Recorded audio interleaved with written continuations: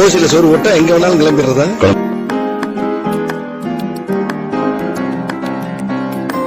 நாங்கள பார்த்தா தாண்டா காமெடியா இருப்பேன், கிட்டத்துல பார்த்தா டெரரா இருப்பேன்டா. டெரரா ஆர்ச்சர் பண்ணா ராஸ்கல்.